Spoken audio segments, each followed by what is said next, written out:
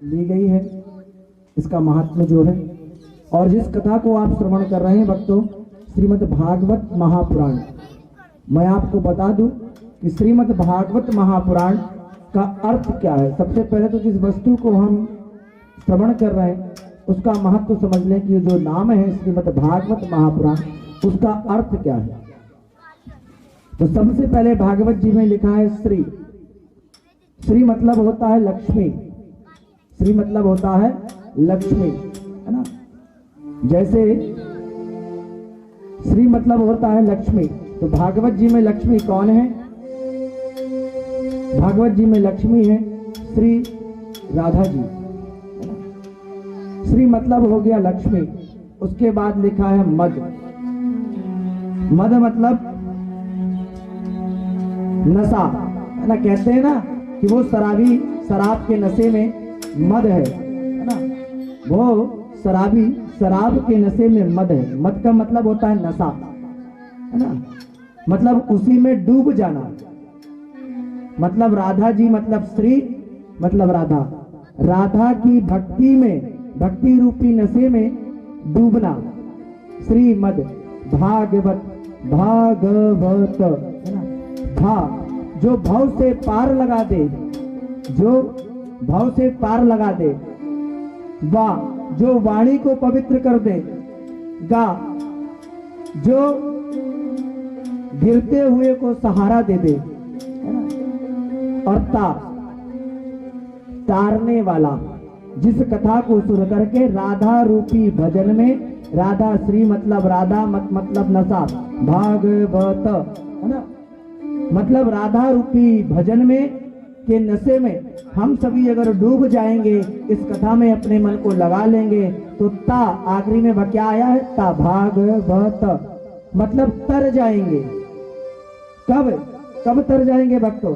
जब हम राधा रूपी कथा रूपी इस पावन पवित्र कथा में अपने मन को लगाएंगे, तब हम इस भागवत से तर जाएंगे। ऐसी अमृतमयी पावन कथा को आज हम सभी श्रवण कर रहे हैं। इस श्रीमद् भागवत महापुराण में भक्तों 18,000 श्लोक। कितने श्लोक हैं? 18,000 श्लोक, 335 अध्याय। जैसे अपन पाठ पढ़ते हैं ना बच्चे लोग स्कूल में कि एक पाठ दो पाठ, ऐसे इसमें अध्याय, वैसे इसमें 335 अध्याय हैं और 12 स्कंद हैं। उन्हीं 12 स्कंदों के अंतर्गत 335 अध्याय हैं। आज हम सर्वप्रथम महात्म्य कथा की ओर चल रहे हैं और महात्म्य की कथा में ही सर्वप्रथम पहले श्लोक की ओर हम सभी चलते हैं। सच्चिदानंद रूपाय विश्वोत्पत्त्यादि हेतवे तापत्रय विनाशाय श्री कृष्णाय वयं नमः। पहले श्लोक में सर्वप्रथम कहा गया है सच्चिदानंद रूपाय। प्रश्न उठता है मन में कि इस कथा को हम श्रवण कर रहे हैं, भगवान कैसे हैं? सबके मन में यह प्रश्न उठता है कि कथा तो सुन रहे हैं पर भगवान है कैसे? तो भगवान कैसे हैं? सच्चिदानंद रूपाय, सत्य चित्त और आनंद स्वरूप है। भगवान सत्य है, चित्त में बैठा हुआ है और भगवान के दर्शन करके आनंद की प्राप्ति कराने वाला है। सच्चिदानंद, सत्य चित्त धन आनंद दिलाने वाला सच्चिदानंद। जो समस्त विश्व का भगवान करते क्या है, भगवान कैसे हैं तो पता चल गया। सच्चिदानंद सत्य है परमात्मा। भगवान करते क्या है? दूसरा प्रश्न उठता है कि भगवान करते क्या है? तो भगवान क्या करते हैं? विश्वोत्पत्त्यादि हेतवे, विश्व का पालन पोषण और संहार, ये तीनों परमपिता परमात्मा करते हैं। कैसे? उदाहरण, भगवान ने इस धरती पर हमको भेजा भक्तों, आपको और हमको भेजा, है ना। हम यहाँ आए, भगवान ने हमारा पालन पोषण किया, ठीक है, पालन पोषण किया। और पालन पोषण करने के बाद जब हमारी आवश्यकता इस संसार में नहीं रही, हमारा समय पूरा हो गया, तो भगवान ने हमको अपने श्री चरणों में बुला लिया। तो विश्वोत्पत्ति आदि है तभी भगवान पालन पोषण और श्रृंगार तीनों परमपिता परमात्मा ही करते हैं। तापत्र विनाशाय, जिनकी पावन चरण शरण ग्रहण करते ही जीवों के तापत्र समाप्त हो जाते हैं। बड़े से बड़ा कष्ट हो और परमात्मा की शरण में चले जाओ तो निश्चित तौर से वो कष्ट जो है वो दूर हो जाता है। ऐसे भगवान गोविंद के चरण कमलों में हम सभी बारंबार प्रणाम करते हैं, बारंबार नमन करते हैं। महाभागवत श्री सुखदेव जी का ध्यान करते हुए नैमिषारण्य की पावन भूमि पर श्री सूत जी महाराज सौनक आदि ऋषियों को यह मंगलमयी कथा सुना रहे हैं। हम भी अपने मन को वहीं लेकर के चले जहां पर 88,000 ऋषियों के मध्य श्री सौनक जी महाराज प्रधान श्रोता बन करके सबका प्रतिनिधित्व कर रहे हैं। और जो कि आयु में छोटे हैं, देखिए कितनी सुंदर बात कही जा रही है। जो आयु में छोटे हैं, मतलब जो कथा का वाचन वहां कर रहे थे वो आयु में छोटे थे, और ये तो भगवान की कृपा है। और जो यहाँ भी इस व्यासपीठ पर बैठ करके कथा का वाचन कर रहे हैं वो भी बड़े छोटे हैं। किसी से छोटे हो ना हो, पर अपने यजमान से छोटे तो परीक्षित से छोटे ही है ना। उसी प्रकार जब 88,000 ऋषि जो थे उस कथा को सौनक जी महाराज प्रधान श्रोता बनकर के बैठे हो सबका प्रतिनिधित्व कर रहे थे, आयु में तो छोटे थे। ऐसे श्री सूत जी महाराज व्यासपीठ पर सुशोभित हो रहे हैं और सौनक जी आयु में बड़े हैं पर वयोवृद्ध होकर भी श्रोता बनकर के बैठे हैं। और उनकी विशेषता यह है कि भगवान का कथामृत पान करने में परम कुशल है। देखिए मैं जो हूं वो वक्ता हूं। कौन हूं? वक्ता। और आप कौन है? श्रोता, है ना। कौन है? श्रोता, जो सुन रहे हैं, है ना। आप सुन रहे हैं इसलिए श्रोता हुए। और मैं जब से बैठा हूं यहाँ पर और जब तक बैठा रहूंगा, जब तक कुछ ना कुछ बोलता ही रहूंगा, तो मैं कौन हो गया? वक्ता। बक रहा हूं ना यहाँ बैठे बैठे, है, इसलिए मैं वक्ता हो गया। और आप सुन रहे हैं, आप बोल नहीं रहे ना। मैंने जयकारा भी लगाया था, बोले वृंदावन बिहारी लाल की जय, तो मैंने आपकी आवाज भी नहीं सुना, तो आप बोल नहीं रहे हैं ना, आप सिर्फ सुन रहे हैं, इसलिए आप कौन हुए? श्रोता। अच्छा, भक्त भी दो प्रकार के होते हैं भक्तों। एक होते हैं श्रोता और दूसरे होते हैं सरौता, है ना। जैसे अभी ना कुछ बच्चे यहाँ पर बैठे थे, वो काफी हल्ला कर रहे थे, तो वो श्रोता नहीं थे, वो सरौता थे। क्योंकि श्रोता जो होता है भक्तों, वो जहां भी बैठता है तो सुनता ही है ना। और जो सरौता होता है, एक गांव में काफी चलता है सरौता, है ना। तो सरौता और हर घर में पाया जाता है। जो सरौता होता है ना, वो कहीं भी रहे, दुकान में रहे, घर में रहे, रोड चलते रहे, गाड़ी घोड़ा में रहे, वो चलता ही रहता है। चलता है नहीं चलता है? चलता है ना। उसी प्रकार से यहाँ अपन को, हम सभी को श्रोता बन करके बैठता है, यानी सुनना है। कथा सुनेंगे तो ही कल्याण होगा। अगर सरौता बन जाएंगे, सरौता बन जाएंगे मतलब अगर बैठ करके वार्तालाप करेंगे आपस में, तो आप सरौता बन जाएंगे, है ना। और सरौता जब बन जाएंगे तो ये कथा रूपी जो अमृत है ये आपको समझ में नहीं आएगा। और समझ में जब नहीं आएगा तो आप 7 दिन बाद कहेंगे कि हमने कथा तो श्रवण की पर कल्याण नहीं हुआ। तो कथा अगर श्रवण नहीं करेंगे तो कल्याण नहीं होगा। फिर क्या होगा? जैसे सुपारी काटते काटते हाथ दब जाता है ना थोड़ा सा, उसी प्रकार की घटना आपके साथ होगी। अगर अधूरा ज्ञान लेकर के रहेंगे, अधूरी कथा को सुनेंगे, सोचे 3 घंटे की कथा है, 1 घंटे सुन ले रहे हैं, 2 घंटे की क्या जरूरत है? तो फिर आधा ज्ञान रहेगा तो आधे में जो है वो उंगली कट सकती है। जैसे सरौता जब चलता है ना, तो सुपारी जब छोटी सी हो जाती है तो अपने आप उंगली जो है सरौता चलाते अगर नहीं बनता है तो उंगली कट जाती है ना।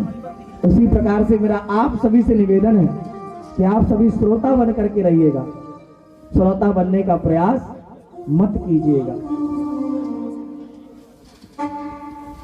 हम लोगों के हृदय में, श्री सूत जी महाराज कहते हैं, हम लोगों के हृदय में अज्ञान का घोर अंधकार व्याप्त है। और ऐसा सत्य है, कलयुग में हर एक मनुष्य के अंदर अंधकार जो है, ज्ञान का, अज्ञान का घोर अंधकार जो है वो व्याप्त है। यह त्रिभुवन के अंधकार को दूर करने में तो सूर्य भगवान जो हैं वो समर्थ हैं, पर जीव के हृदयगत अज्ञान अंधकार को सूर्य की किरणें दूर नहीं कर सकती। सूत जी महाराज उस अज्ञान तिमिर को ध्वस्त करने के लिए आपके पास करोड़ों सूर्य के समान ज्ञान का प्रकाश है। उस ज्ञान की एक किरण हमारे लोगों के हृदय पटल पर भी डाल दीजिए, जिससे हमारा अज्ञान तिमिर ध्वस्त हो जाए। हम यह जानना चाहते हैं कि भक्ति, ज्ञान और वैराग्य को बढ़ाने के लिए वैष्णव लोग क्या करते हैं, और हर एक व्यक्ति यहाँ पर इसीलिए बैठा है कि हमारी भक्ति, हमारा ज्ञान और वैराग्य जो है वो बढ़े। ऐसा कौन सा कार्य किया जाए जिससे माया मोह का निवारण हो जाए। देखिए महाराज, अब घोर कलिकाल आ गया है, जिससे लोगों की आसुरी वृत्ति हो जाएगी। जो विचार होंगे, जो सोच होगी, वो आसुरी प्रवृत्ति की हो जाएगी। हर प्राणी कष्टों से, कलेश से ग्रसित रहेगा। ऐसे प्राणियों का कल्याण कैसे होगा? जो पवित्र को भी पवित्र कर दे और भगवत प्राप्ति का सरलतम साधन हो, कृपया कर आज हमें बतलाने की कृपा करें। जैसे कि किसी को संसार में चिंतामणि मिल जाए, तो जिस वस्तु का चिंतन करो वही वस्तु प्रदान कर देती है। और कल्पवृक्ष का यह चमत्कार है कि उसके नीचे जो कल्पना करो तो वह स्वर्ग की संपत्ति को भी प्रकट कर देगा। पर चिंतामणि और कल्पवृक्ष में यह सामर्थ्य नहीं है कि वह परमात्मा को प्रकट करके दिखा दे, ब्रह्म साक्षात करा दे। यह सामर्थ्य तो केवल गुरुदेव भगवान की कृपामयी छाया में है, और वह आपको पहले से ही प्राप्त है। इसलिए हे सुखदेव जी, हे सूत जी महाराज, आपके लिए कुछ भी दुर्लभ नहीं है। जो बड़े बड़े योगियों को दुर्लभ वैकुंठ है, वह भी गुरु कृपा से अति दुर्लभता से प्राप्त हो सकता है। चिंतामणि में लोक सुख, सुरगहु स्वर्ग संप्रदा, प्रयक्षते गुरु प्रीतो, वैकुंठम योगी दुर्लभम। इसलिए हे सूत जी महाराज, गुरु कृपा का प्रसाद हमें भी कृपया करके प्रदान कर दें। सूत जी महाराज प्रसन्न हो गए और मुस्कुराते हुए मन से बोले, हे शौनक आदि ऋषियों, आपके मन में हमारे प्रति यदि इतना प्रेम और स्नेह है, तो अब हम तुम्हें समस्त शास्त्रों का सार ही सुनाने जा रहे हैं। ऐसा शास्त्र जो संसार के भय को दूर कर देगा, इसे आप सावधान होकर के सुनिए। सूत जी महाराज कहते हैं, ऋषियों, संसार में सबसे बड़ा डर है मृत्यु का। हर एक मनुष्य को मृत्यु का डर है या नहीं? मृत्यु का डर है या नहीं है संसार में? है ना? सबसे बड़ा इस संसार में अगर लोगों को डर है तो किसका डर है? मृत्यु का डर है। मरने का भय प्रत्येक प्राणी को भयाक्रांत रखता है, और इसका नाम है मृत्यु लोक। जो आया है उसका जाना सुनिश्चित है। संसरति इति संसारः, यह सरकता रहता है, खिसकता रहता है। कोई कितना भी पकड़ने का प्रयास करे, यह किसी की पकड़ में नहीं आता। तो संसार सरक रहा है, और हम चाहते हैं कि ऐसा ही बना रहे हमारे साथ। और हमारे चाहने पर भी जब हमसे खिसक जाता है तो हमें बड़ा कष्ट होता है। इस संसार भय को समाप्त करने के लिए महाभागवत श्री सुखदेव जी ने श्रीमद् भागवत संहिता को कलिकाल में प्रकट कर दिया। कालव्याल मुख ग्रास त्रास निर्वाण सहे तबे, श्रीमते भागवतम शास्त्रम कलोकीरेण भविष्यति। मैं इस श्लोक का अर्थ बताऊं उससे पहले आदरणीय विनोद भैया जी से निवेदन करना चाहूंगा कि इस कथा मंच के पीछे से काफी शोर हो रहा है। वैसे भी ये जो ध्वनि विस्तारक यंत्र लगा है बहुत कम लगा है ना। ये आवाज हमको ही रिपीट हो रही है ना। पर आज प्रथम दिवस है, इस कारण से जो कमियां हैं उनको मैं नजरअंदाज कर रहा हूं, है ना। कल से इन कमियों को हम सभी मिलकर के पूरा करेंगे कि कमी ना हो। और मेरा निवेदन है कि इस मंच के पीछे से काफी शोर हो रहा है, कृपया उसको ध्यान देने का कष्ट करें आदरणीय विनोद जी। जैसे कि काल व्याल मुखग्रासा त्रास निर्वाण हेतवे श्रीमद् भागवतम शास्त्रम कलो कीड़ेण भविष्यति। भक्तों, तोता बड़ा मीठा बोलता है, किंतु बोलता क्या है? बोलता क्या है? जो उसको सिखाया जाता है। श्री तो सुखदेव जी महाराज ने भी जगत में कल्याणकारी भगवत रूपी फल प्रदान तो किया, पर वह मनमुखी फल नहीं है। उन्हें भी आचार्य परंपरा से जो प्राप्त हुआ वही उन्होंने संसार को दिया। जब महाराज परीक्षित के सामने मृत्यु का भय उपस्थित हुआ, परीक्षित को 7 दिन में मरना सुनिश्चित हो गया, तो वो अपने कल्याण का मार्ग खोजने लगा। भक्तों, अगर किसी को ये पता चल जाए कि आने वाले 7वें दिन में तुम्हारी मृत्यु हो जाएगी, तो वो क्या करेगा? क्या करेगा? अगर किसी को ये पता चल जाए कि 7वें दिन तुम्हारी मृत्यु होना है, तो क्या करेगा? उस मृत्यु को दूर करने का उपाय देखेगा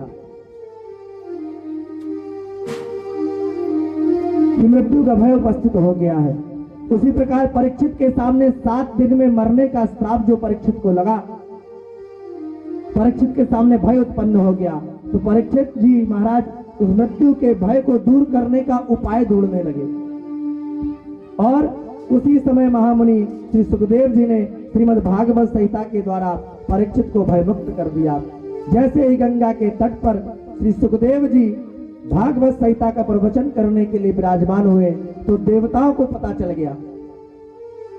अब देवता भी बड़े स्वार्थी होते हैं भक्तों, और आज की डेट में तो हर एक व्यक्ति है वो देखता है कि अगर हम लिफाफा लेके जा रहे हैं शादी में, इसकी कन्या के विवाह में अगर हम 500 दे रहे हैं तो हमें वापस करेगा या नहीं करेगा, है?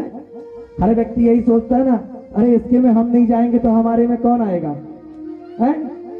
उसी प्रकार परमात्मा भी बड़े स्वार्थी थे। जब उन्हें पता चला, सभी देवता लोग अमृत का कलश लेकर के आ गए। जहां पर कथा चल रही थी, सभी लोग अमृत का कलश लेकर के आए और सुखदेव जी को प्रणाम करके अमृत का कलश सामने रख दिया। और देवता बोले, महाराज, हमने सुना है कि परीक्षित के सामने मृत्यु का भय उपस्थित हुआ है, इसलिए आप उन्हें कथा सुनाने जा रहे हैं। कौन सी कथा? कौन सी कथा सुनाने जा रहे हैं? मृत्यु के भय से कौन सी कथा हमको पार लगा सकती है? कौन सी? श्रीमद् भागवत रूपी कथा जो है वो इस मृत्यु के भय से हमको दूर कर सकती है। जब परीक्षित जी को पता चला कि मृत्यु का भय सामने आ गया, तो वो भी भागवत संहिता की कथा जो थी उसको सुन रहे थे।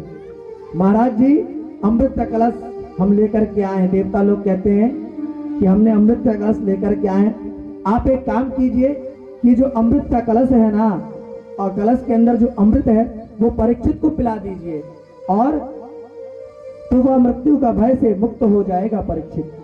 सुखदेव जी को सुनकर के बड़ा आश्चर्य हुआ कि देवता लोग इतने परमार्थी कब से हो गए। इस मृत्युलोक में तो आए दिन लोग मरते रहते हैं, न हमने बुलाया न परीक्षित ने पुकारा, तो फिर बिना बुलाए ही देवता अमृत लेकर के आ गए। ये महान आश्चर्य की बात है।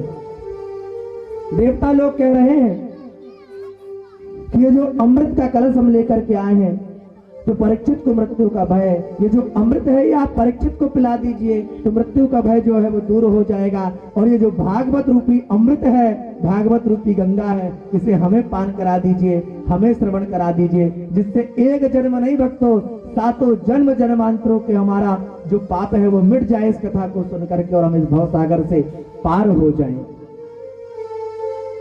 भक्तों ये कथा एक जन्म को नहीं तारती है, एक पीढ़ी को नहीं तारती है, 7 पीढ़ियों को तारने वाली है ये भागवत। और ये भागवत सुनने का अधिकारी भी कौन होता है? आदरणीय, मैं नाम भूल जा रहा हूं बार बार, अभी 1-2 दिन में याद हो जाएगा मुझे। आदरणीय राम सजीवन साहू जी और श्याम कली साहू जी, जन्म जन्मांतर के पुण्यों का उदय हुआ है। बूंद बूंद से घड़ा भरा था, काय का? पुण्यों का, जो उन्होंने धर्म कर्म किया था, है ना। उसका घड़ा जो है वो 28 जनवरी 2023 को फूटा है ना। अमृत का जो इनके पुण्य थे वो घड़ा भर गया था, तो भगवान ने कहा इसमें जगह खाली में, तो एक काम करो, तुम श्रीमद् भागवत की कथा सुनवाओ, सुनो, है ना, और अपने जीवन का कल्याण करो। क्यों? क्योंकि एक जन्म के पुण्यों में इतना सामर्थ्य ही नहीं है, एक जन्म के पुण्यों में इतना सामर्थ्य ही नहीं है कि हम श्रीमद् भागवत की कथा का आयोजन करा करके भागवत कथा को श्रवण कर सके। इसलिए कहते हैं जन्म जन्मांतरों के पुण्यों का जब उदय होता है ना, तभी ऐसी श्रीमद् भागवत कथा का आयोजन होता है, और उस आयोजन में मुख्य यजमान बनकर के कथा श्रवण करने का अधिकार प्राप्त होता है। हो सकता है भक्तों आप लोग जो बैठे ना इस डोरी के पीछे साउंड के, हो सकता है पुण्य का उदय आप लोगों का भी हुआ है, पर अभी जन्म जन्मांतरों के पुण्य का उदय नहीं हुआ है। अगर जन्म जन्मांतरों के पुण्य का उदय होता तो आप वहां नहीं, आप भी साहू जी के साथ यहाँ ही बैठते। तो कहीं ना कहीं अभी पुण्यों में कमी है। हो सकता है इन 7 दिन की कथा में सुन करके आप में से भी किसी एक का पुण्योदय हो जाए और अगली कथा आपके घर पे हो जाए। तो अभी कहीं ना कहीं परमात्मा से प्रार्थना करिएगा कि हे परम पिता परमात्मा, हमारे घड़े में कहाँ अमृत का कलश में कहाँ पुण्य की कमी रह गई है, बूंद की, वो अगर कहीं रह गई है तो इन 7 दिनों की कथा हम श्रवण करेंगे, उस घड़े को भर दीजिएगा कि हम भी कथा का आयोजन करवा सकें और अपने माता पिता को भगवान के चरणों में समर्पित कर सके, भगवान की भक्ति में लगा सके। ऐसी प्रार्थना को करिएगा। अब देवताओं ने यह प्रस्ताव रखा तो श्री सुखदेव जी बड़े जोर से हंसे और बोले, अरे ठगियो, तुम्हारे आते ही मैं समझ गया था कि कुछ गड़बड़ है। दतीची बाबा को दंडवत करने गए तो बदले में हड्डियां मांग लाए। तुम लोग बड़े स्वार्थी हो, अपना कार्य करने में बड़े निपुण हो। अमृत कोई साधारण वस्तु है नहीं। समुद्र मंथन किया तो उससे प्रकट हुए 14 रत्नों में सबसे दिव्य रत्न अमृत जो था वो प्रकट हुआ था भक्तों। आज देवता अपने आप ही बिना मांगे प्रदान कर रहे हैं, बिना आवाहन किए दौड़े दौड़े चले आ रहे हैं। बिना मतलब के कोई इतनी कीमती वस्तु क्यों देगा? परंतु जब इसके बदले में भगवान की कथा को मांगा, इसी से आप समझ लीजिए कि वह अमृत कितना दुर्लभ हो। तो यह भागवत व्रत कितना अद्भुत होगा। इसके बदले में देवता लोग वह अमृत देने को तैयार हो गए, क्योंकि देवता कभी घाटे का सौदा नहीं करते हैं। आज अपना अमृत रख दिया सामने कि ले लीजिए महाराज, परीक्षित को पिला दीजिए, और इसके बदले में यह भागवत रूपी जो अमृत है वो हमें सुना दीजिए। सुखदेव जी की जो भागवत जी की कथा है भक्तों, वो सब किसी को नसीब नहीं होती, किस्मत वालों को ही नसीब होती। सुखदेव जी हंसते हुए कहते हैं, अरे देवताओं, तुम लोग श्रद्धा से श्रोता बन करके आते हैं ना। अगर कोई ये कहता, जैसे आप लोग आए बैठे कथा को सुन रहे हैं, मैं जानता हूं कि जितनी कथा का वाचन मैंने किया है शायद उससे कहीं ज्यादा आप लोगों ने कथा को श्रवण कर चुके हैं, क्योंकि उम्र में फर्क है ना। तो आप जितनी कथा मैं सुना चुका हूं उससे कहीं ज्यादा कथा आप लोग श्रवण कर चुके हैं, है ना। पर आप लोगों में से किसी ने ये नहीं बोला कि महाराज हम कथा इतनी बार सुन चुके हैं, है ना। आप भी बड़ी श्रद्धा और भक्ति के साथ कथा श्रवण करने आए हैं ना।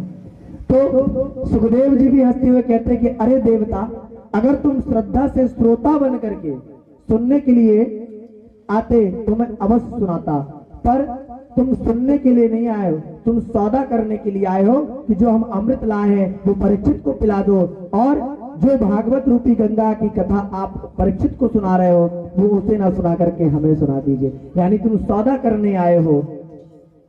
सौदागर ही नहीं, अब तू ठग बन करके आए हो, हमें अमृत दे करके तुम बोल रहे हो ये भागवत। अरे भागवत के सामने वो अमृत क्या है? कुछ नहीं है। क्योंकि कोई कांच का टुकड़ा देकर के बदले में करोड़ों की कीमती बहुमूल्य मणि मांगे तो उसे सरासर ठगा ही कहा जाएगा। कहा अमृत कांच का टुकड़ा और कहा हमारी भागवत जी मणि। कोई कांच का टुकड़ा दे और बोले ये मणि दे दो तो क्या आप देंगे? बिल्कुल नहीं देंगे। कहा कांच का टुकड़ा और कहा लाखों की मणि। देवताओं, तुम्हारा अमृत कांच है और हमारी जो भागवत है, हमारी जो कथा है वो करोड़ों की मणि है। क्वा सदा क्वा कथा लोके क्वा काचा क्वा मणि महान ब्रह्मरातो विचर्येवां तदा देवा जह सह अभक्ताक्ष विज्ञान ददोसा कृथावृतम् श्रीमद् भागवती वार्ता श्रवणमपि दुर्लभम।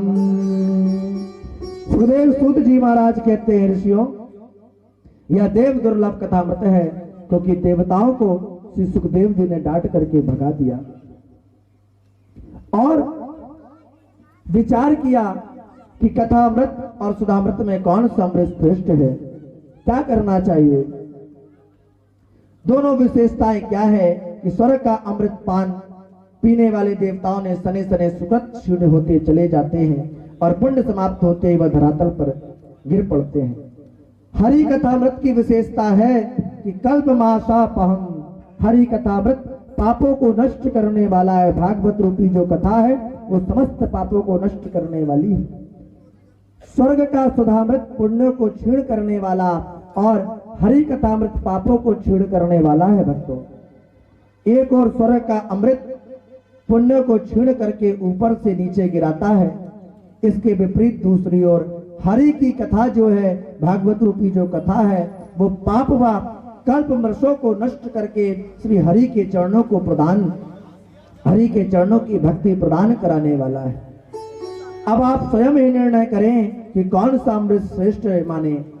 स्वर्ग सुधामृत दीर्घ जीवी बनाता है, पर हरि कथामृत दीर्घ जीवी नहीं भक्तों, दिव्य जीवी बनाता है। स्वर्ग का कथामृत अमृत तल प्रदान कराता है और हरि कथामृत अवदत्त प्रदान कराता है। भक्तों, जैसे कि स्वर्ग का सुधामृत जो है, स्वर्ग का अमृत जो है वो दीर्घ जीवी बनाता है, यानी आपको उम्र लंबी दे देगा, पर हरि की जो कथा है वो दिव्य जीवी बनाता है। कहने का तात्पर्य, मेरे मन में एक विचार आ गया, मैं उसको कह देता हूं। जैसे आज के जो माता पिता है ना, इस कलयुग में जो माता पिता हैं, हर एक माता पिता चाहता है कि मेरा बेटा कलेक्टर बन जाए, मेरा बेटा शिक्षक बन जाए, मेरा बेटा सरपंच बन जाए, मेरा बेटा विधायक बन जाए, पर कोई माँ बाप ये नहीं चाहते कि मेरा बेटा एक अच्छा इंसान बन जाए। मैं कहना चाहूंगा, आप अपने बेटे से प्रार्थना करिएगा कि बेटा तू कलेक्टर बनना नहीं बनना, तू अधिकारी बनना नहीं बनना, तू विधायक बनना नहीं बनना, पर जीवन में अगर मनुष्य योनि में जन्म मिला है तो एक अच्छा इंसान जरूर बनना। क्योंकि जब अच्छा इंसान बनेगा और जिस दिन तू अच्छा इंसान बन जाएगा उस दिन ये देश दुनिया तेरे सामने नतमस्तक हो जाएगी। आप बड़े से बड़े पद को प्राप्त कर लेना भक्तों, तो अगर आपके अंदर मानवता नहीं है, इंसानियत नहीं है, तो वो बड़ा पद भी किसी लायक नहीं रह जाएगा। इसलिए जीवन में आप कुछ बनना नहीं बनना, पर एक अच्छे इंसान जरूर बनना। आज की कथा का श्रेय क्या है? आप घर जाकर के पूरी कथा घर वालों को ना सुना पाए तो एक बात जरूर कहना घर जाकर के, क्या आज की कथा से आपने क्या सीखा है कि हम जीवन में कुछ बने या ना बने, हम जीवन में कुछ बने ना बने, पर 28 जनवरी को जो कथा हुई थी उसमें हमने ये सुना था प्रथम दिवस कि जीवन में एक अच्छा इंसान जरूर बनना है हमको। मत करिए सरकारी नौकरी ना, मत किसी पद प्रतिष्ठा को प्राप्त कीजिए, पर एक अच्छा इंसान। जयकारा भी हम लगाएंगे तो बड़ी समस्या हो जाएगी, है ना। इसलिए जयकारा में थोड़ा आप लोग साथ दीजिएगा, है ना? ठीक है, हम कथा सुनाने का प्रयास कर रहे हैं। जयकारा जो है वो आप लोग ही लगाइएगा, है ना? ठीक है, अपनी उपस्थिति दर्ज कराना कहने का मतलब ये है ना? क्योंकि जो यहाँ पर मास्टर साहब है ना, प्रिंसिपल, वो सामने बैठे हुए हैं, सबको दिख रहे हैं, मुकुट लगा हुआ देख रहे हैं ना? ये इस विद्यालय के हेड मास्टर है ना, ठाकुर जी महाराज, है ना, जगत के परम पिता परमेश्वर। और जब आप लोग जयकारा लगाते हैं ना तो आप लोगों की अटेंडेंस लग जाती है, हमारी तो लगेगी 3 घंटे की, हम बोल रहे हैं ना। इसलिए जब मैं जयकारा बुलवाता हूँ ना तो आप लोग जय बोला करिए, जिससे आप लोगों की अटेंडेंस लग जाए। जैसे विद्यालय में प्रेजेंट कहते थे ना कि हम आए सर जी, उसी प्रकार आपकी भी अटेंडेंस जो है वहां लग जाए। अब श्री सुखदेव जी ने अच्छे से तौल करके निर्णय किया। सुखदेव जी ने तराजू बुलवाया और अच्छे से तौला कि जो अमृत है वो ज्यादा वजनी है या भागवत रूपी कथा जो है उसका वजन भारी है। तो तौल करके निर्णय लिया कि हर दृष्टि से हरि कथामृत ही दिव्य है। जहां पर विष्णु रथ परीक्षित श्रोता हो और ब्रह्म रथ श्री सुखदेव जी वक्ता हो, ऐसे श्रोता और वक्ता को कौन छल सकता है? परीक्षित कोई साधारण श्रोता नहीं है, परीक्षित जी कोई साधारण श्रोता नहीं है। माता के गर्भ में ही अस्थामा के प्रभास से बचाने के लिए परमात्मा ने स्वयं इन्हें दर्शन दिया और गर्भ में जाकर के परीक्षित को कृपा प्रदान की। वैसे ही श्री सुखदेव जी महाराज को भी माता के गर्भ में भगवान ने ही आकर के आशीर्वाद दिया। तब माँ के गर्भ से 12 साल बाद श्री सुखदेव जी महाराज जो थे वो बाहर आए थे। अब ये सुखदेव जी महाराज बाहर आए तो भागवत के वक्ता और श्रोता दोनों ही माँ के गर्भ में भगवान की कृपा का कवच धारण करके प्रकट हुए। इसलिए संसार में इनको छलने वाला, ठगने वाला कौन हो सकता है भक्तों? और सच कहूं तो जो भगवान की भक्ति की ओर अपने मन को लगा लेता है भक्तों, उसे कोई जीवन में छल नहीं सकता है। किसमें इतना सामर्थ्य है कि भगवान के भक्तों को कोई छल ले? कभी नहीं छल सकता। इसलिए हरि कथामृत के परम रसिक हैं, इसलिए देवताओं को डांट करके भगा दिया और देवता लोग लौट करके आए और ब्रह्मा जी से शिकायत की, देखिए महाराज, हम देवता होकर भी हरि कथामृत से वंचित हैं और मानवों को श्री सुखदेव जी ने इसका अधिकार दिया।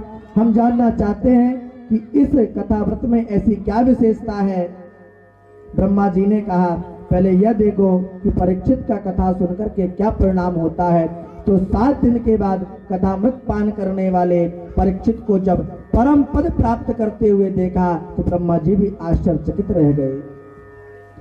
जब ब्रह्मा जी ने महाराज परीक्षित का मोक्ष देखा तो आश्चर्यचकित हो गए और तराजू पर तौल करके देखा कि आखिर भागवत की क्या विशेषता है। तो तराजू के एक पलड़े पर, मतलब तराजू में एक तरफ भागवत को रखा और दूसरे पलड़े पर अनेकों धर्म शास्त्रों को रख करके जब उठा करके देखा तो सब देवता और महात्मा आश्चर्यचकित रह गए कि भागवत जी की तुलना में अन्य धर्म शास्त्रों का पल्ला एकदम नीचे की ओर लटक गया। तुरंत महात्माओं ने घोषणा कर दी, मेरे भगवत धूपम शास्त्रम भागवतो कलो। धन्य है ये भागवत की कथा जिसमें चारों वेद, 17 पुराण, उपनिषद, सभी शास्त्रों को रख दिया गया। पर जिस तरफ सभी शास्त्रों को रख दिया गया उसका पल्ला जो था वो नीचे, वो उसका पल्ला जो था एकदम ऊपर को लटक गया था। किंतु जिस पल्ले पर भागवत रखी हुई थी वो पल्ला जो था नीचे की ओर था।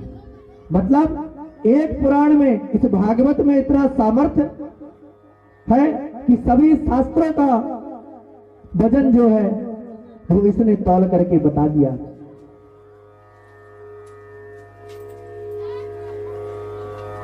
तो अमृत बड़ा कि भागवत बड़ी?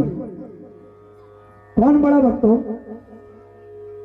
हम अपने परीक्षित जी से पूछना चाहेंगे, कौन बड़ा, भागवत बड़ी या अमृत बड़ा? बताइए, भागवत कि अमृत? भागवत बड़ी है ना, क्योंकि सभी शास्त्रों का जो पढ़ला था वो ऊपर की ओर लटक गया। और भाई तराजू में जब हम तौलते हैं तो जब बाट ऊपर को चला जाता है और टमाटर नीचे रहता तो कहते नहीं भैया 3 किलो हो गया ये, है ना, फलाने किलो हो गया, है ना, मतलब टमाटर का वहां वजन हो चुका है।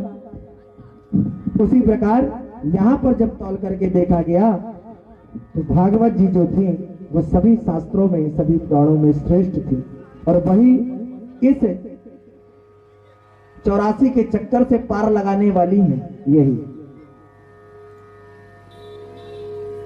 अच्छा, जो हम कथा सुना रहे हैं ना वो हम पूछ भी सकते हैं, है ना, इसलिए आपको सभी को श्रवण भी करना है ना। भाई अपन ने 7 दिन का समय किस लिए निकाला है? कथा सुनने के लिए, है ना, कथा ही सुनने के लिए निकाले हैं ना, ठीक है। तो कथा सुनने के लिए निकाले हैं तो कथा ही सुनना है ना। अब मैं रीवा क्षेत्र की भाषा से बताता हूं आपको ना, क्योंकि मेरा भी जन्म स्थान जो है, हाँ मैंने अपना परिचय आप लोगों को नहीं दिया, मेरा जन्म स्थान भी जो है वो यहाँ से कुछ ही दूरी पर है, जिस गांव का नाम जो है मढ़ा, है ना, देवतलाव के पास मढ़ा। और जहां जिस स्थान पर मैं कथा कह रहा हूं, है ना, इस क्षेत्र में आदरणीय दुबे परिवार जो है ना, आदरणीय हमारे नाना श्री भी यहाँ पर विराजमान हुए हैं, है ना, मैं उन्हें भी प्रणाम करता हूँ इस व्यासपीठ से। तो दुबे परिवार जो है उस परिवार का मैं भांजा, है ना, कौन भांजा, है ना। तो जब मैं उनका भांजा हुआ,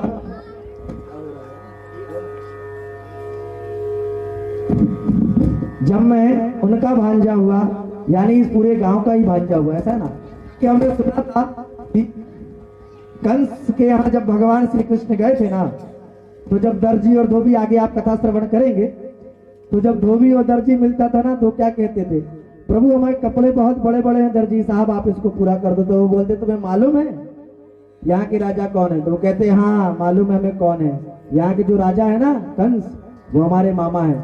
तो अगर जब उनकी नगरी में हम आए हैं, है ना, तो कंस अगर हमारे मामा है तो हमने सुना है बड़े बुजुर्गों से कि उस क्षेत्र में जितने भी लोग रहते हैं ना, वो सब मामा के गांव में जितने लोग मिले सब मामा ही कहलाते हैं, ऐसा ही होता है ना।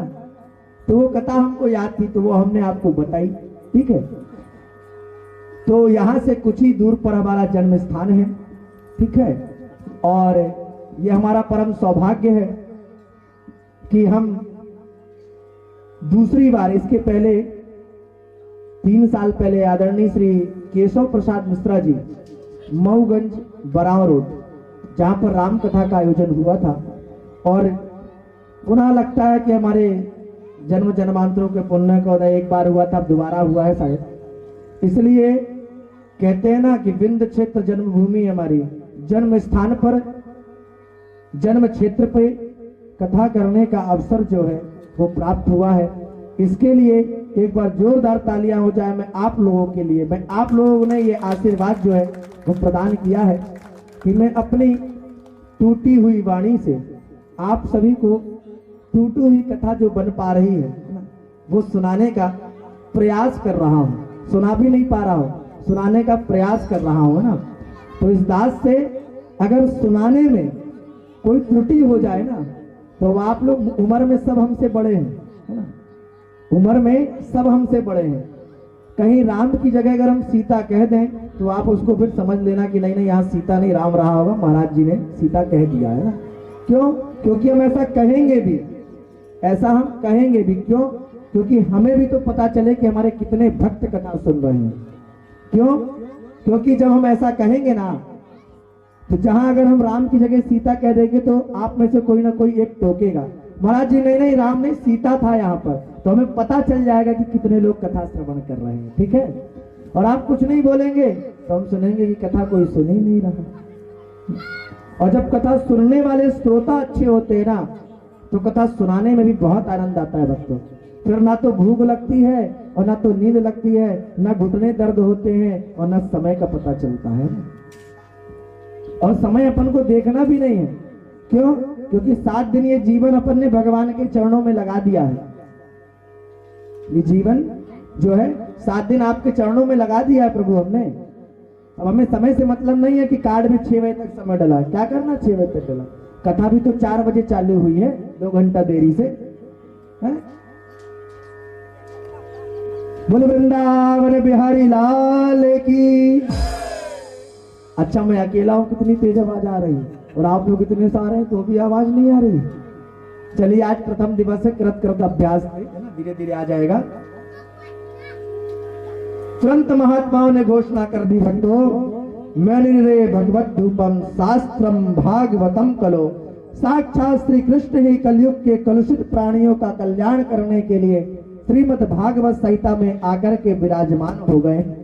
इसलिए भागवत के प्रत्येक अक्षर में गोविंद की श्यामलता समाई हुई है। यह साक्षात भगवान का वांगमय विग्रह है। आदमी 7वें दिन प्रश्न करता है कि महाराज जी भगवान गए कहाँ? 7 दिन आप कथा कह रहे हैं, 7 दिन के बाद भगवान गए कहाँ? तो भक्तों भगवान कहीं गए नहीं है। भगवान तो भागवत जी के एक एक अक्षर में, एक एक विराम में, एक एक कौमा में, एक एक मात्रा में, एक एक अक्षर में ठाकुर जी जो है, बिहारी जी जो है, भगवान कृष्ण जो है वो समा गए। भगवान कहीं गए नहीं है, भागवत जी में समा गए हैं। एक एक अक्षर जो है वो भगवान के चरणार बिंदु है। भक्तों वांगमय विग्रह है भगवान का।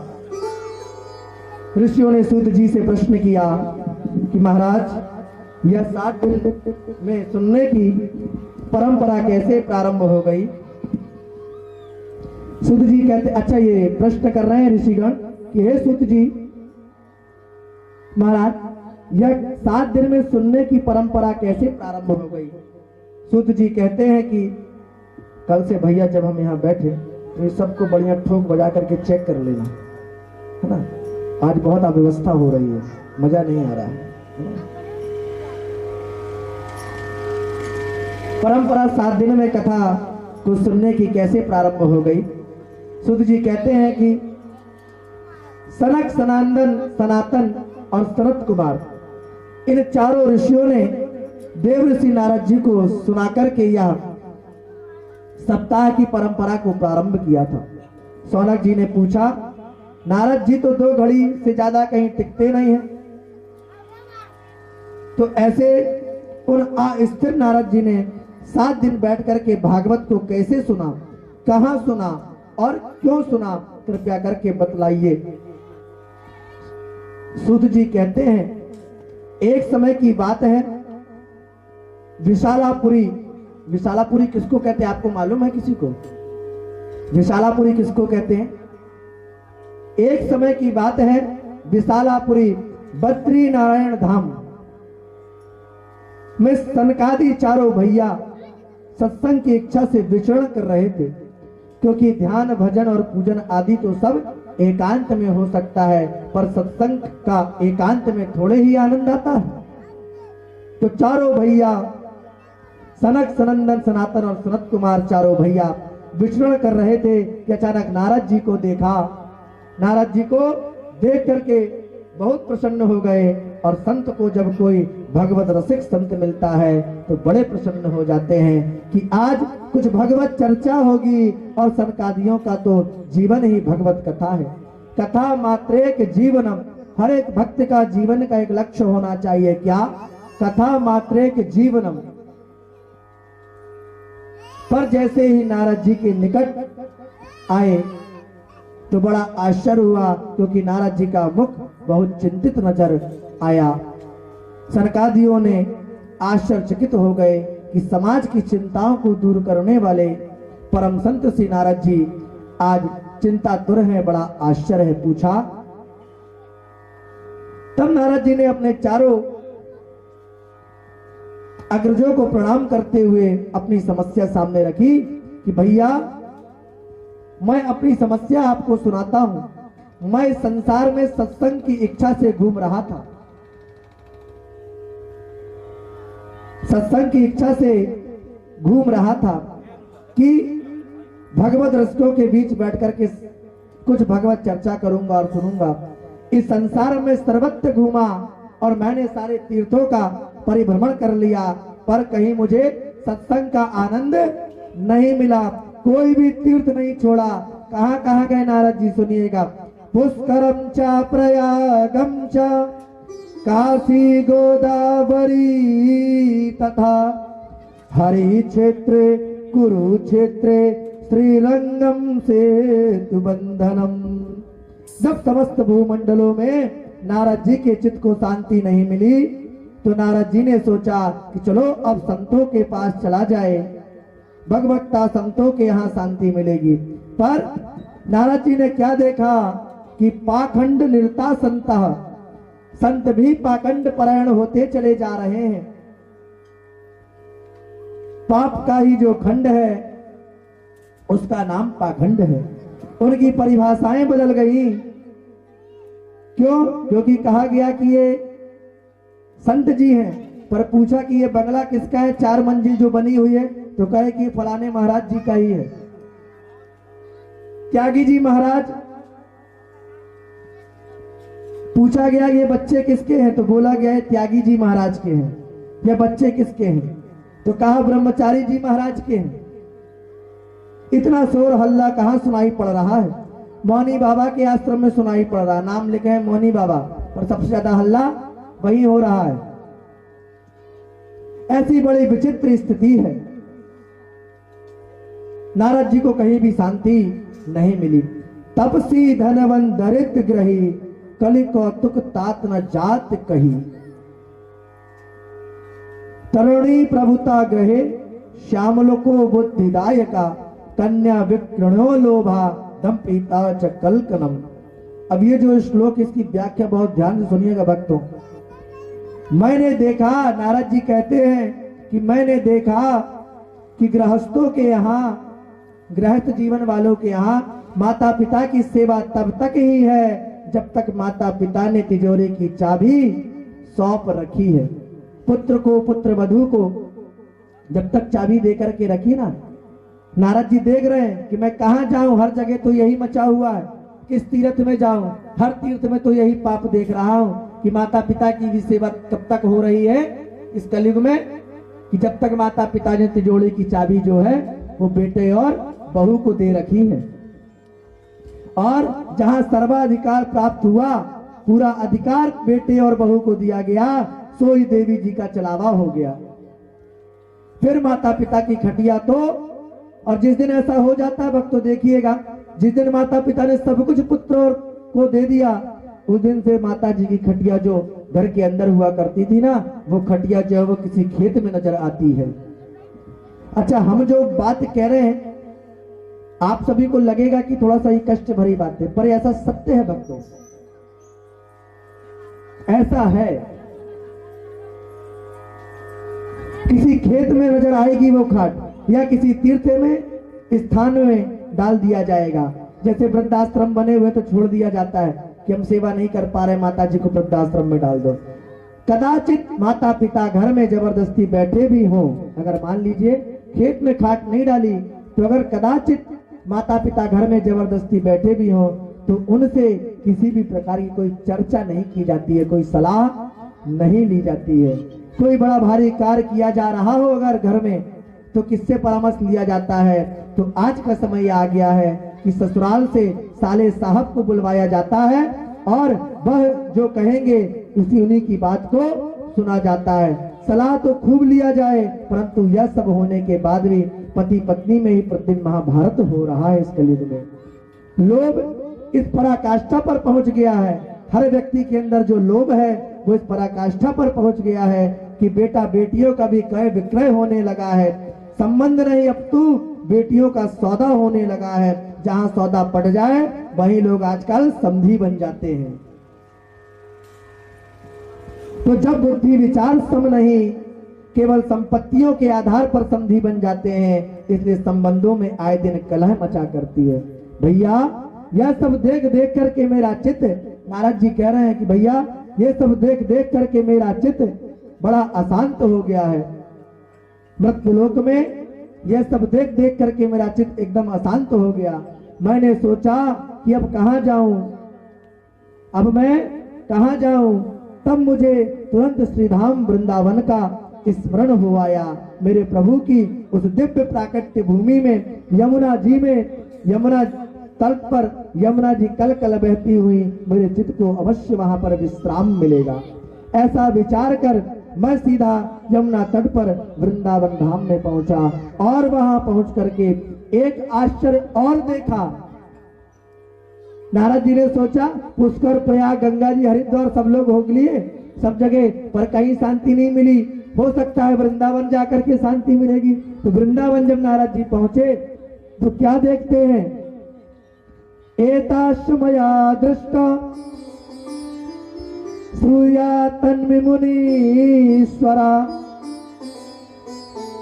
एका तु तारुणी यत्रा निसरणा खिन्न मानसा। नारद जी क्या देखते हैं कि एक युवती खिन्न मिना होकर के बैठी हुई, आंखों से आंसू को बहा रही है, और दो बुढ़े उसके सामने अचेतन, मतलब अस्वस्थ, अचेतन अवस्था में पड़े हैं। तमाम देवियां उसको बारम घेर करके बैठी हैं। कोई पानी पिला रहा है, कोई पंखा कर रही है, कोई समझा रही है। नारद जी ने सोचा यह बेचारी क्यों रो रही है, चल करके मैं इसका कष्ट दूर करने का प्रयास करूं। संतों का हृदय तो नवनीत के समान कोमल होता है दोस्तों। सो महाराज उसको दुखी देख करके नारद जी, मेरा मन द्रवित हुआ, मैं उसके पास गया। फिर मैंने सोचा केवल देवियों का ही समुदाय है, बैठा है, यहाँ कोई पुरुष वर्ग नहीं दिख रहा। अब मैं उनके बीच में जाकर के कहूं, देवी जी क्यों रो रही हो, क्या कष्ट है? और उसने कहीं उल्टा सीधा जवाब दे दिया कि हे बाबा, चल तू अपना काम कर, देवियों के समुदाय में तू क्यों घुसा चला आ रहा है? माताएं जब आपस में बात करती हैं तो 1 मिनट में ही आंसू बहाने लग जाती हैं और अगले ही मिनट में मुस्कुराने लग जाती हैं। तो हम बाबा वैरागियों को बिना बुलाए, बिना मतलब के कहीं नहीं जाना चाहिए। इसलिए मैं पास तक तो गया, नारद जी कहते हैं मैं उस माता के पास तक तो गया, परंतु प्रश्न करने का साहस नहीं हुआ तो लौट पड़ा। जब उस देवी ने मुझे देखा तो तुरंत आवाज लगाई, और क्या आवाज लगाई, भव भव साधु छड़म तिष्ठा। क्या कहती है माता जी, भव भव साधु छड़म तिष्ठा मपि चिंतामपि नाशय दर्शनम तव लोकस्य सर्वथा हरम परम। महाराज जी भव भव साधु क्षणम तिष्ठा, महाराज जी कहाँ भागे जा रहे हैं?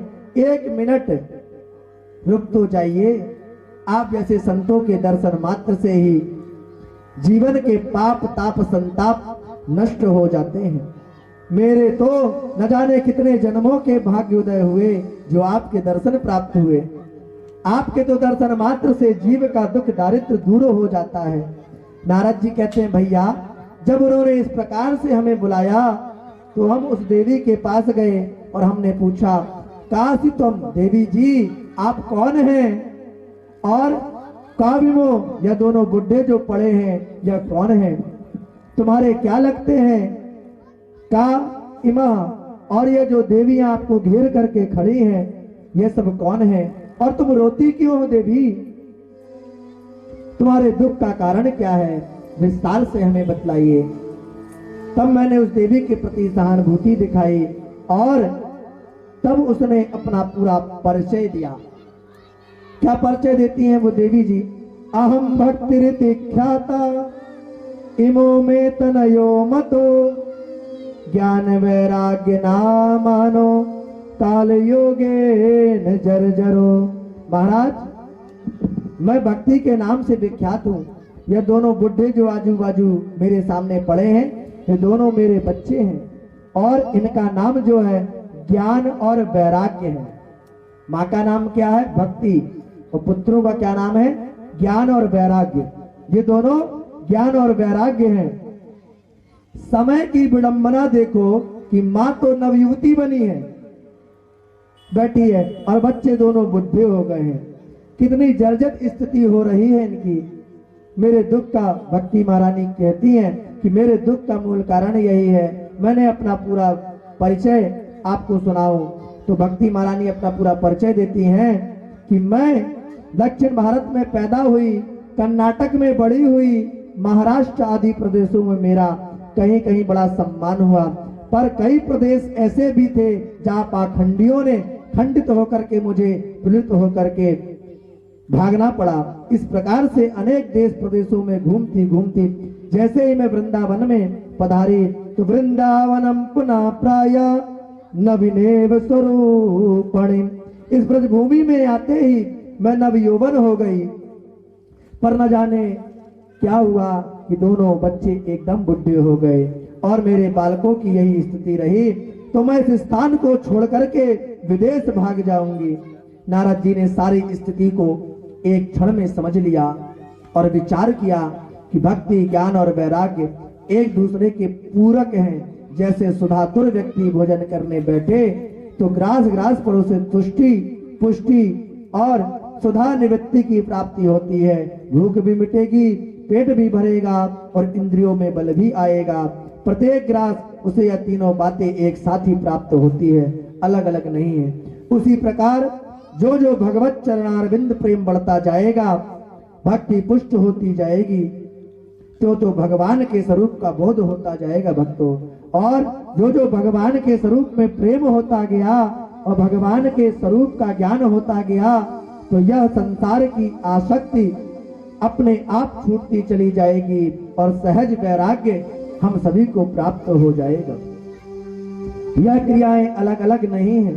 यदि आपके जीवन में कोरी भक्ति है और ज्ञान वैराग्य ठीक नहीं है तो आपकी भक्ति जो है भक्तों वो बांझ है। ज्ञान वैराग्य के बिना भक्ति अपूर्ण है। संतान के बिना माँ का मातत्व पूर्ण नहीं है। उसी प्रकार ज्ञान और वैराग्य भक्ति के पुत्र हैं और ज्ञान और वैराग्य के बिना भक्ति की परिपूर्णता नहीं है।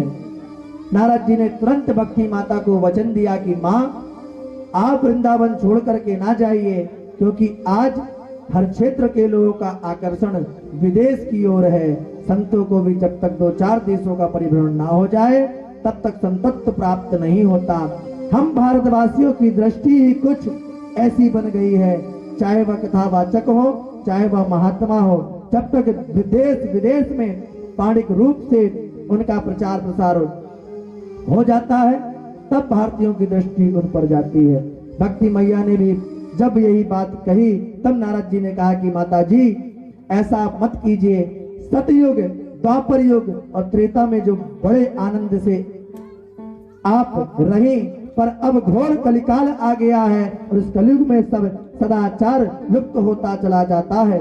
बुद्धिमान वही है जो धैर्य पूर्वक अपने नियमों का पालन करता रहे, क्योंकि अभी तक तो फिर भी बहुत कुछ मंगल दिखाई पड़ रहा है, पर वर्षे वर्षे क्रमा जाता मंगलम नापि दृश्यते। जैसे जैसे वर्ष बीतता जाएगा मांगलिक कार्यक्रमों में विराम लगता जाएगा।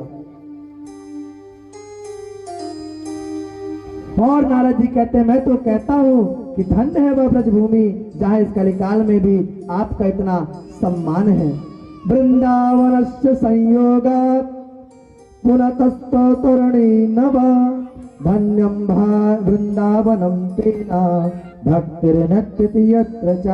ब्रजभूमि धन्य है जहाँ पर इस कलिकाल में भी भक्ति का इस प्रकार का आदर किया जा रहा है, जहाँ आप नाच रही हैं। भक्ति मैया ने पूछा बाबा एक बात बताओ, कलयुग यदि इतना दुष्ट है तो परीक्षित ने तो इसको दंड क्यों नहीं दिया, और परीक्षित ने कदाचित यदि दंड ना भी दिया तो भगवान इसकी उदंडता सहन क्यों कर रहे हैं? भगवान को तो दंड देना चाहिए। नारद जी बोले माँ यदि आप पूछ रही हो तो ध्यान से सुनिए। जिस दिन गोविंद अपनी लीला संपन्न करके परम धाम गए उसी दिन कलयुग ने अपना पैर इस मृत्युलोक में जमाना प्रारंभ किया, और महाराज परीक्षित जब इसे मारने के लिए उद्यत हुए तो दीनहीन होकर के इस कलयुग यह कलयुग उनकी शरण में चला गया आया। और महाराज परीक्षित तो परम वैष्णव थे। इस कलयुग में असंख्य दोष होने के साथ साथ एक बहुत बढ़िया बात, बढ़िया गुण उनमें से दिखाई पड़ गया, जिसके लिए महाराज परीक्षित ने उन्हें छोड़ दिया। और यत् फलम नाति तपसा न योगेन च समाधिना तत्फलम लभते सम्यः कलोके सब कीर्तना। कलयुग केवल हरि गुण ग्राहा और गावत नर पावहि भव था। अन्य युगों में जो घोर तपस्या करने से फल प्राप्त होता था भक्तों, बहुत बड़े बड़े यज्ञ करने से जो फल मिलता था, वही फल कलिकाल में केवल नाम संकीर्तन मात्र से जीव को प्राप्त हो जाएगा। यही इसका विशिष्ट गुण है।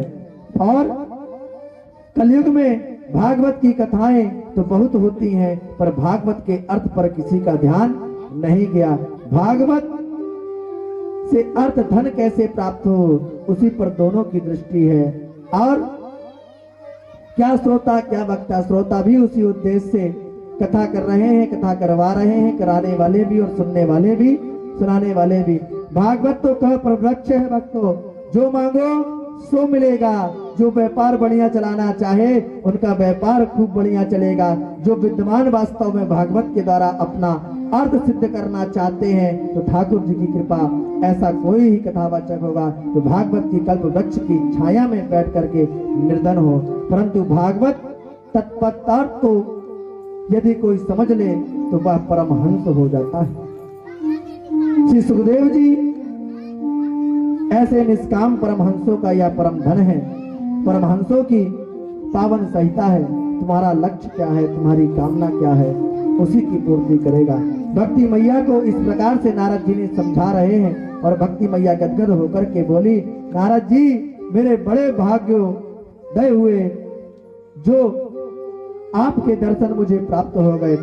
धन्य है नारद जी जिनकी महिमा स्वयं भक्ति मैया गा रही है। भक्ति महारानी कहती हैं, जयति जगति माया यस्य कायाधवस्थे वचन रचन में कम केवलम चाकिलय्या ध्रुव पदमपियातो यत्कृपातो ध्रुवोऽयं कुशल सकल कुशल पात्रम ब्रह्मपुत्रम नतास्मि। हे ब्रह्मा जी के मानस पुत्र नारद जी महाराज, आपकी जय हो। आपके एक वचन पर निष्ठा करके कयाधुनंदन प्रहलाद भक्ति के परमाचार्य बन गए।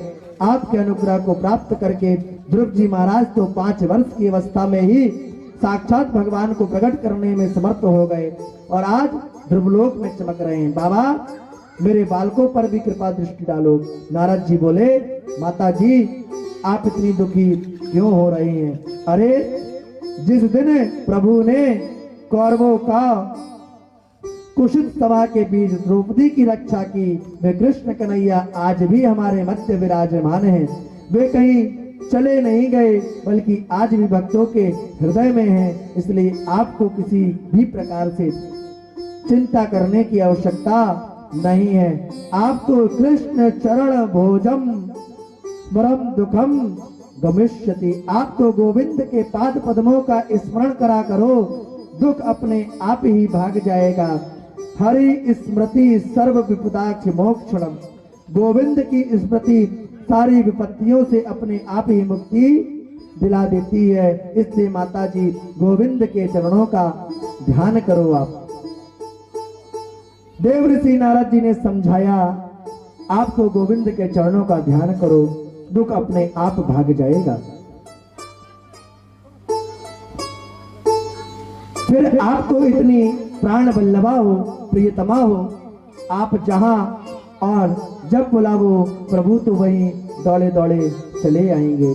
चाहे वह कैसा भी घर हो, कितना भी पतित का घर हो, जहां जहां भक्ति महारानी वहां वहां भगवान रहते हैं। चाहे वह व्यास का घर हो, बहेलिया का घर हो, रैदास का घर हो, मीरा जी का घर हो, किसी का भी हो, गजेंद्र का हृदय हो, बानर भालू का हृदय हो, भक्ति जहां है वहां भगवान आए बिना रह नहीं पाते। प्रिया प्रीतम प्रभु अपनी प्राण वल्लभा के पीछे लगे रहते हैं। इस प्रकार भक्ति की बड़ी महिमा नारद जी ने गाई है। अब नारद जी ज्ञान और नारद जी महिमा गाए भी क्यों ना, जहां जहां भगवान है, जहां जहां भक्ति है, वहां वहां भगवान तो विराजमान रहेंगे ही, पर कैसे?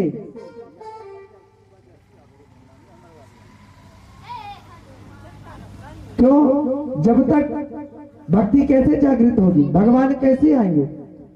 जब भक्ति जागृत होगी तब ना आएंगे। और उसका एक कारण और भी है, कैसे आएंगे भगवान? मैंने आगन नहीं फुहारा, मैंने आगन नहीं फुहारा, कैसे आएंगे भगवान, कैसे आएंगे भगवान? हमने आगन नहीं फुहारा, हमने आगन नहीं फुहारा, कैसे आएंगे भगवान, कैसे आएंगे भगवान?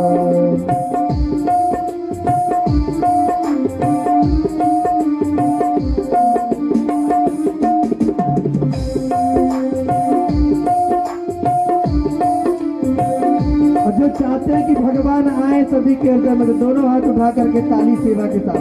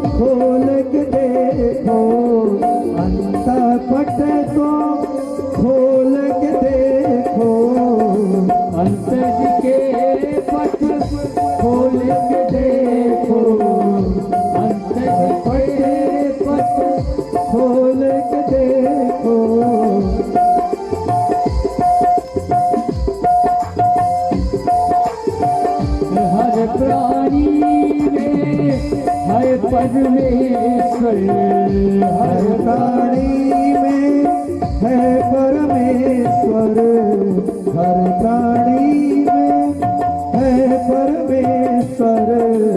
सच्चे मन से नहीं, दोनों हाथ उठा करके मन से नहीं पुकारा, कैसे आएंगे भगवान, कैसे आएंगे भगवान? मन से नहीं पुकारा, सच्चे मन से नहीं पुकारा, कैसे आएंगे भगवान, कैसे आएंगे भगवान, कैसे आएंगे भगवान, कैसे आएंगे भगवान? दोनों हाथ के तालियों के साथ बोले वृंदावन बिहारी लाल की।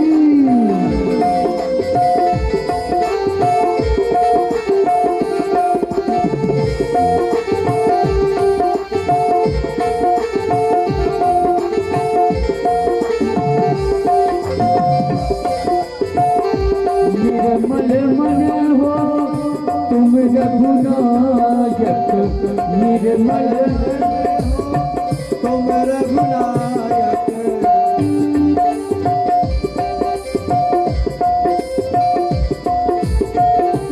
श्याम की